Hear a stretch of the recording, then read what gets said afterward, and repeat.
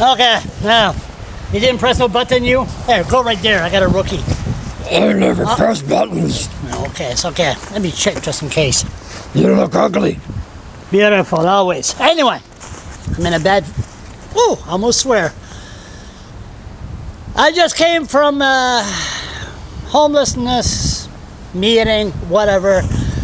And I went there, I said, keep my mouth shut, wish I didn't. But anyway, we know that meeting is for... Okay. You have any questions for me about that meeting?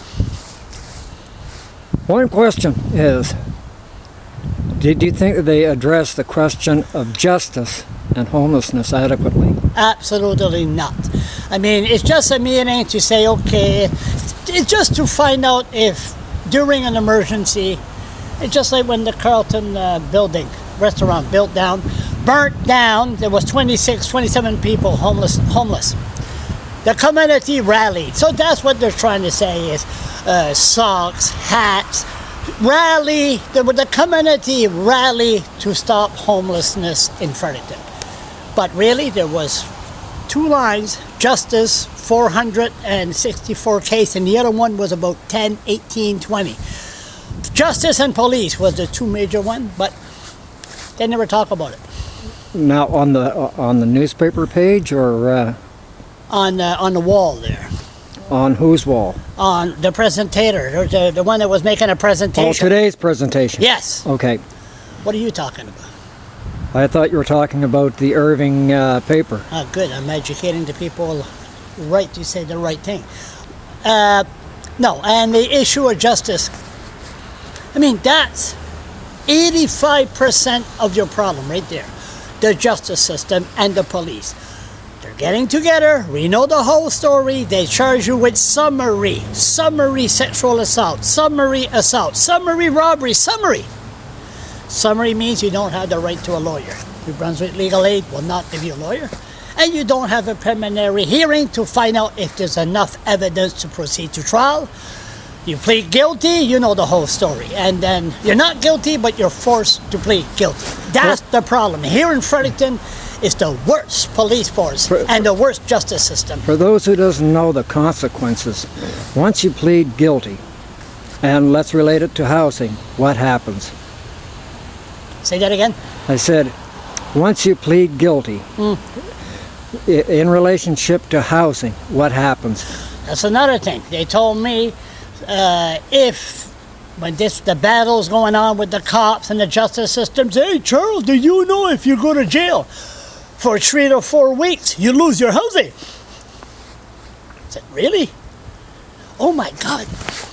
I gotta remain silent because I don't want to lose my housing. I told the government, I told every minister, if I lose my housing over this foolishness, that I'm in jail, I tell you, I'm going to be one hell of an angry homeless person when I get out of there. But there's a lot of angry homeless person when they get out of there. There's nowhere to go. They send you to jail to St. John or Miramichi. And then they don't even drive you back here. Well, there are Canadian studies that show that inmates that are released and just sent out into the wild have a higher incidence of reoffending than those provinces that have incorporated programs.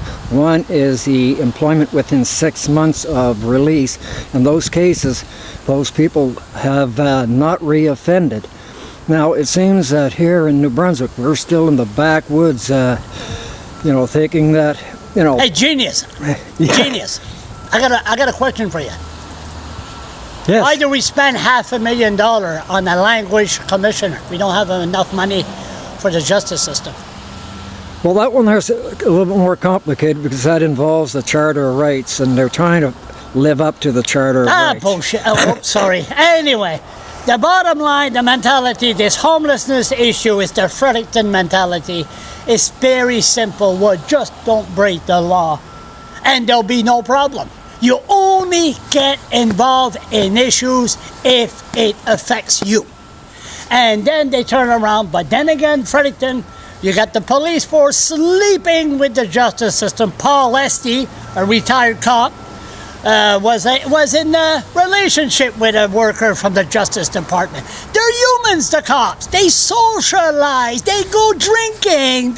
You know the whole story. So what's the cop to say? Well, I'm the eyes, the ears, and the mouth of what I seen there. That's BS.